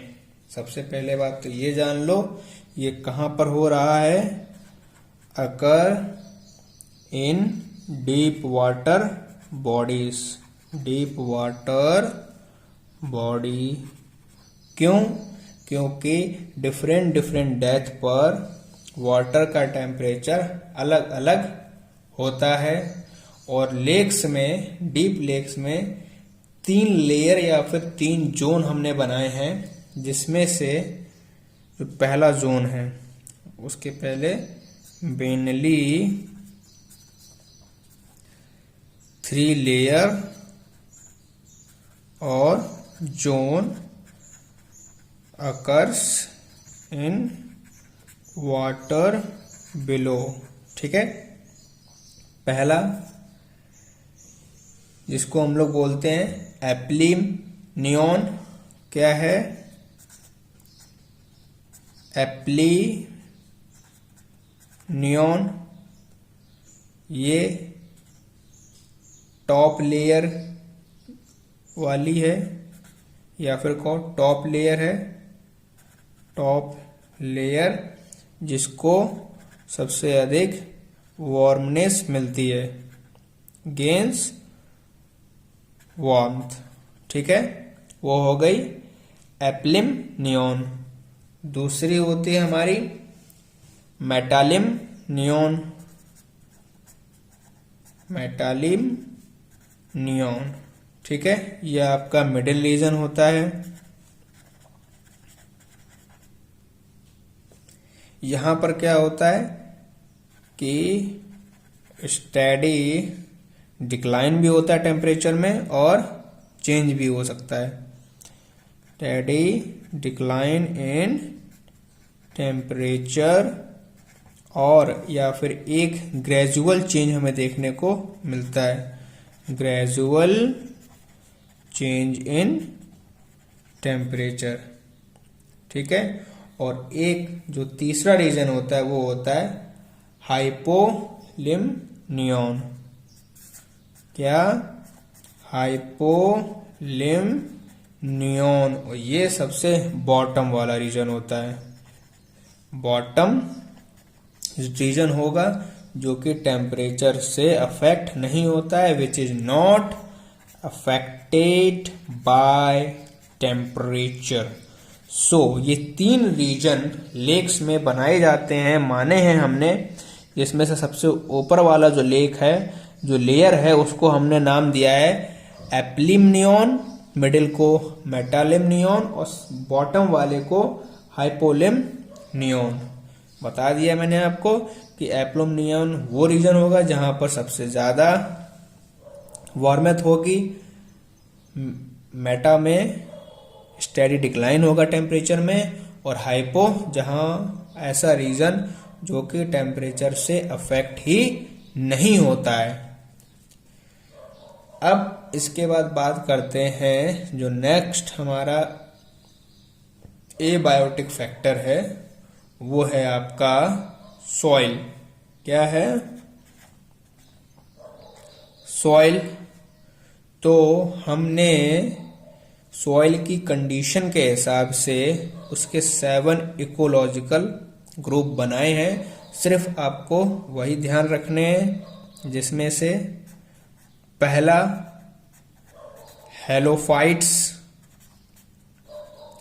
वो होगा, वो रीजन होगा जहां पर सलाइन सॉइल होगी, और यहां पर वही प्लांट ग्रो कर पाएंगे जो कि सलाइन सॉइल में ग्रो कर पाते हैं। तो हेलोफाइट्स क्या होते हैं? वो प्लांट्स होते हैं जो कि ग्रो करते हैं सलाइन सॉइल में। ठीक है। दूसरे सेमोफाइट्स मैंने पहले भी पढ़ाए हैं आपको। सेमोफाइट्स वो ऐसे प्लांट जो कि ग्रो करेंगे सैंड में। सेमो के बाद लिथोफाइट्स मैंने आपको सीयर में पढ़ाए थे ना, तो बस उनके आगे आपको फाइट्स जोड़ते जाना है, और बस प्लांट ग्रो ऑन कौन से होते हैं? जो रॉक सरफेस पे करते हैं। ऐसे ही कैस्मोफाइट, कैस्मोफाइट्स और कैस्मोफाइट कौन होते हैं? ऐसे प्लांट जो ग्रो कर जाएं रॉक की क्रीविसेस पर। क्रीविसेस मतलब जो दरार होती है। ठीक है। इसके बाद कैरसोफाइट्स होते हैं। क्या होते हैं? कैरसोफाइट्स। ये कौन से प्लांट्स हैं? जो कि वेस्ट लैंड में होते हैं। यहाँ पर वेस्ट लैंड में ऐसे ही एरिमोफाइट्स भी होते हैं। एरिमोफाइट्स, और ये कहाँ पर हो रहे हैं? ड्राई रीजन में या फिर ड्राई एरिया में। और लास्ट आपके होते हैं क्रायोफाइट्स। क्या होते हैं? क्रायोफाइट्स। ठीक है। इन्हीं को ही हम लोग क्रायोफाइट्स, ये कहां पर हो रहे हैं? लो टेम्परेचर या फिर कोल्ड सॉइल में। Cold soil. ठीक है। तो ये आपको 7 याद रखने हैं, जिसमें हमने सॉइल के अकॉर्डिंग प्लांट्स को क्लासिफाई किया। ये तो प्लांट्स का हो गया। अब देखते हैं कि सॉइल होती क्या है और इसमें क्या क्या चीजें पाई जाती हैं। तो अब हम बात करेंगे सॉइल की। सॉइल क्या होता है? Soil is the upper most layer of earth crust, जो कि किसके द्वारा बनती है? वेदरिंग ऑफ रॉक्स के द्वारा। और अगर बात करें सॉइल क्या होती है, so soil is the mixture of living और non living material. It is the mixture of living और non living material. So soil की डेफिनेशन आपको पता चल गई कि सॉइल अर्थ क्रस्ट के सबसे अपर मोस्ट लेयर होती है। ये रॉक्स की वेदरिंग के थ्रू बनती है और ये लिविंग और नॉन लिविंग का मिक्सचर होती है। बात करें सॉइल में क्या क्या चीजें प्रेजेंट होती हैं और कितने परसेंटेज में प्रेजेंट होती हैं। सो फर्स्ट ऑफ ऑल अगर बात करें मिनरल्स की, सो मिनरल्स बच्चों लगभग 45% होता है। बात करें वाटर की तो वाटर अप्रोक्सीमेटली 25% होता है। बात करें एयर की तो एयर भी लगभग 25% ही होता है। और बात करें ऑर्गेनिक मैटर की तो ऑर्गेनिक मैटर 5% के आसपास प्रेजेंट होता है। ठीक है, तो ये सारी चीजें इतने परसेंटेज में सॉइल के अंदर प्रेजेंट होती हैं।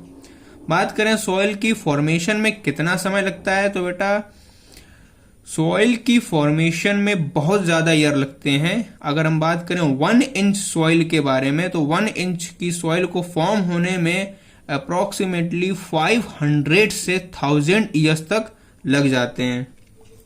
सो soil formation is slow process, है ना, क्योंकि इसे बनने में 500 से 1000 ईयर्स तक का समय लग रहा है। ठीक है, 1 इंच सॉइल कितना समय लेती है, इज फॉर्म्ड इन लगभग 500 से 1000 ईयर्स तक इसको लग जाते हैं। इसके अलावा इसमें दो बेटा टर्म भी आते हैं कि सॉइल की फॉर्मेशन को या फिर डेवलपमेंट ऑफ सॉइल को क्या बोलते हैं। सॉइल की फॉर्मेशन को बोला जाता है पैडोजेनेसिस। क्या, पैडोजेनेसिस। ये आपको टर्म याद रखने हैं। पैडोजेनेसिस क्या है, सॉइल फॉर्मेशन, या फिर कह सकते हैं process of formation of soil is called pedogenesis. इसके अलावा इसी से मिलता जुलता एक और वर्ड भी होता है जो होता है pedology. So pedo means soil, logy means study. So soil की स्टडी को क्या बोलेंगे, pedology, study of soil. So ये सॉइल से रिलेटेड दो टर्म होते हैं जो आपको याद रखने हैं, पैडोलॉजी और पैडोजेनेसिस। नाउ बात करते हैं सॉइल मिनरल मैटर की। सो बट हम जानते हैं कि सॉइल रॉक्स की वेदरिंग से बनते हैं, तो उसका रिजल्ट क्या होता है कि जो मिनरल पार्टिकल्स होते हैं डिफरेंट साइज के वो बन जाते हैं। इसीलिए सॉइल को देखा होगा आपने, कई पार्टिकल्स में डिवाइड किया जाता है, टाइप्स ऑफ सॉइल होती हैं, क्योंकि जो सॉइल का डिफरेंशिएशन किया गया है वो इसी बेस पे किया गया है कि किस सॉइल के पार्टिकल का साइज कितना है। तो जब हम इसके बारे में पढ़ते हैं तो इसको बोला जाता है सॉइल मिनरल मैटर। क्या, सॉइल मिनरल मैटर। ठीक है, और इसमें हम क्या पढ़ते हैं, हम जानते हैं क्या, that as a result of weathering the mineral particle जो कि सॉइल में प्रेजेंट होते हैं या फिर जिनसे सॉइल बनी होती है वो भी डिफरेंट साइजेस के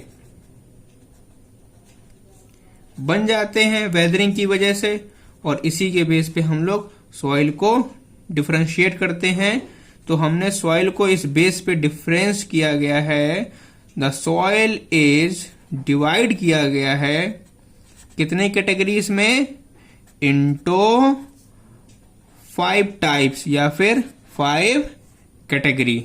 ठीक है, किस बेस पे, on the basis of size के बेस पे, साइज ऑफ सॉइल पार्टिकल्स। किसके बेस पे, साइज ऑफ सॉइल पार्टिकल्स। अब बात करते हैं टाइप्स ऑफ सॉइल और उनके साइज ऑफ पार्टिकल्स। सो अब हम देखते हैं कि कौन कौन से सॉइल टाइप हैं और उनके पार्टिकल का साइज कितना होता है। सो एक चार्ट प्रिपेयर करेंगे जिसमें पहले लिखेंगे सॉइल टाइप और दूसरी जगह लिखेंगे साइज ऑफ पार्टिकल्स। क्या लिखेंगे? Size of particles. So soil type and size of particles. ठीक है, सबसे पहले जो सॉइल आएगी दैट इज क्ले सॉइल। क्या? क्ले। दूसरी सिल्ट। और कौन कौन सी होती है? एक होती है fine sand. So fine sand. ठीक है, इसके अलावा और कौन सी होती है? कोर्स सैंड भी होती है। क्या? Coarse sand. इसके अलावा ग्रेवल होते हैं या फिर उन्हीं को हम लोग ग्रिट भी बोलते हैं। क्या? या तो ग्रेवल और ग्रिट। ठीक है, और क्या होता है? ग्रेवल का कोर्स यानी कि कोर्स ग्रेवल। क्या? Course gravel. ठीक है, अब देखते हैं कि इनके पार्टिकल के साइज में कितना डिफरेंस है। तो बात करें क्ले सॉइल की, तो इनका पार्टिकल का साइज लेस देन 0.02 mm होता है। कितना होता है? Less than 0.002। Now silt soil की बात करें तो ये 0.002 से लेकर 0.02 मिलीमीटर तक हो सकते हैं। बात करें फाइन सैंड की तो ये 0.02 से लेकर 0.20 मिलीमीटर तक हो सकते हैं।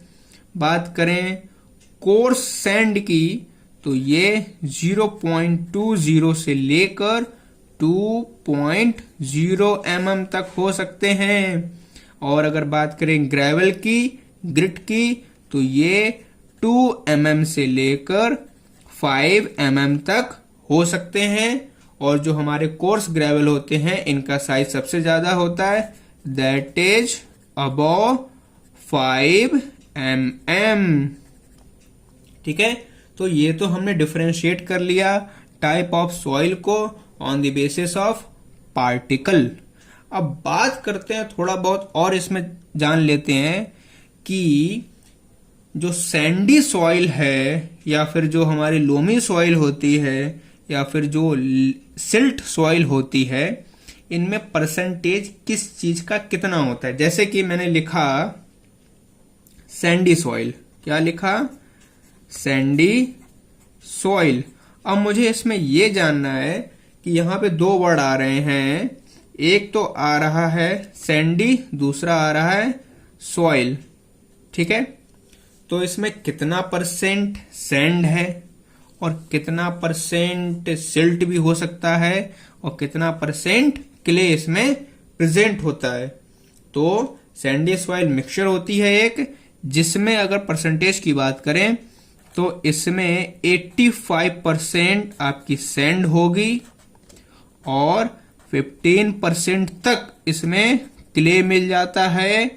इसके अलावा सिल्ट भी मिल सकता है। क्या? सिल्ट भी या फिर दोनों भी मिल सकते हैं 15% में। बात करें लोमी सॉइल की, किसकी? Loamy soil. तो लोमी सॉइल में हम बात करें कि अमाउंट ऑफ सैंड कितनी होगी, तो लोमी सॉइल में सैंड लगभग 50% होता है। बात करें क्ले सॉइल की तो वो 50% तक हो सकती है और इसमें सिल्ट भी हो सकता है या फिर दोनों ही हो सकते हैं। नाउ बात कर लेते हैं सिल्ट सॉइल की। किसकी? Silt soil. तो सिल्ट सॉइल में जो सिल्ट होगा वो सबसे ज्यादा होगा, दैट इज 90% सिल्ट। एंड जो सैंड होगी वो सबसे कम, दैट इज 10% सैंड। सो ये हमने और भी डिफरेंशिएट किया कि सॉइल जो मिक्सचर होती है डिफरेंट डिफरेंट टाइप की सॉइल की, उसमें किसकी परसेंटेज कितनी होती है। और भी अधिक अगर हम सॉइल के बारे में जाने तो आप लोग जब कहीं घूमने जाते होंगे देश विदेश में या फिर अपनी ही कंट्री में डिफरेंट डिफरेंट प्लेसेस पर, तो आपको ये पता चलता होगा या फिर आपने कभी ध्यान दिया होगा कि वहां की सॉइल अलग अलग होती है। जैसे कि कहीं की सॉइल काली मिलेगी आपको तो कहीं की रेड मिलेगी। तो ये ऐसा क्यों है? तो ये सारी बातें डिपेंड करती है कि वहां का क्लाइमेट कैसा है, वहां की वेदरिंग प्रोसेस कैसी है, क्या सॉइल का ट्रांसपोर्टेशन हुआ है, सेडिमेंट्री है, या फिर उस जगह पर उस सॉइल का डेवलपमेंट कैसे हुआ है। मतलब कि पानी आया और सॉइल सेडिमेंट हो गई, इस टाइप से बना है, या फिर पानी के थ्रू कहीं किसी दूसरे जगह की सॉइल ट्रांसपोर्ट होके वहां पर आ गई। तो ये सारे कैरेक्टरिस्टिक होते हैं। इसके अलावा और भी कैरेक्टरिस्टिक जो हमें देखने को मिलते हैं, जैसे कि सॉइल का कंपोजिशन, ग्रेन का साइज जो हमने अभी देखा। इसके अलावा जो एग्रीगेशन होता है सॉइल का, वो हमें ये बता देता है कि उसकी वाटर होल्डिंग कैपेसिटी कैसी है और उसका परकोलेशन कैसा है। इसके अलावा और भी चीजें जो ध्यान रखी जाती हैं, जैसे कि पीएच क्या है, मिनरल कंपोजिशन कैसा है, टोपोग्राफी कैसी है, ये सभी चीजें बता देती हैं कि एक बहुत बड़े एरिया का वेजिटेशन कैसा होगा। सो बात करते हैं और ज्यादा हम सॉइल के बारे में और डीप में चलते हैं। सो हमने क्या पाया है कि जो नेचर है एंड जो प्रॉपर्टीज है, nature and properties of soil, वो क्या है, अलग अलग हैं अलग अलग जगहों पर, डिफरेंट प्लेसेस। क्यों ऐसा है, किस पर डिपेंडेंट है, ये किस पर डिपेंडेंट करती हैं डिपेंडेंट ऑन किस चीज पर, सबसे पहली बात जो बताया मैंने क्लाइमेट पर, देन द वेदरिंग प्रोसेस पर कि वहां पर वेदरिंग कैसी है, और इसके अलावा मैंने क्या बताया कि सॉइल ट्रांसपोर्ट हुई है वाटर के जरिए या फिर कह सकते हैं कि सेडिमेंट हुई है, वेदर सॉइल इज ट्रांसपोर्टेड और सेडिमेंट्री, पानी में बहकर आ गई, जैसे कि गंगा जमुना के तटों पर होता है। और किस चीज पर कि कैसे सॉइल का डेवलपमेंट हुआ and how soil development occurred. तो ये सारी बातें हमें देखने को मिलती हैं। इन सभी कारणों से हर एक जगह की सॉइल अलग अलग होती है। और भी दूसरे कैरेक्टरिस्टिक्स जो हैं सॉइल के, वो क्या क्या हैं मैंने अभी आपको डिफाइन किए थे। जैसे कि सबसे पहली बात पीएच, दूसरा मिनरल कंपोजिशन, है ना, और क्या बताया था मैंने आपको, टोपोग्राफी, ठीक है, और क्या बताया था इसके अलावा वाटर होल्डिंग कैपेसिटी, और क्या बताया था परकोलेशन एंड परकोलेशन। तो ये सभी कैरेक्टरिस्टिक्स बताते हैं, डिफाइन करते हैं कि अलग अलग जगह की सॉइल अलग अलग होगी और अलग अलग प्लेसेस पर वेजिटेशन भी आपको अलग अलग मिलेगा। ठीक है, अगर बात करें बेस्ट सॉइल की, सो आपको एज अ नोट याद रखना है कि जो बेस्ट सॉइल है, क्या बेस्ट सॉइल जो होती है किसी वेजिटेशन के लिए, फार्मिंग के लिए, क्रॉप्स की ग्रोइंग के लिए, सो वो होती है हमारी लोमी सॉइल। कौन सी? Loamy soil. ऐसा मैंने क्यों लिखा है लोमी सॉइल? किसके लिए? For growing crops. ऐसा इसलिए क्योंकि इट हैज क्या? High water holding capacity. पहली बात तो ये ठीक है। दूसरी बात, हाई एरिएशन होता है। क्या होता है? High aeration. तीसरी बात, इनमें रूट का पेनिट्रेशन भी हाई होता है। सो हाई रूट पेनिट्रेशन, ये सभी बातें होती हैं लोमी सॉइल में। इसीलिए जो लोमी सॉइल है ये क्रॉप्स की ग्रोथ के लिए सबसे बेस्ट मानी गई है। सो आज के लिए इतना ही, बाकी हम अपनी नेक्स्ट क्लास में पढ़ेंगे। टिल देन मेहनत करते रहिए, अपना ख्याल रखिए, चैनल को लाइक करिए, सब्सक्राइब करिए और शेयर करिए ताकि सभी दूसरे बच्चों को इसका फायदा मिल सके। थैंक यू बच्चों।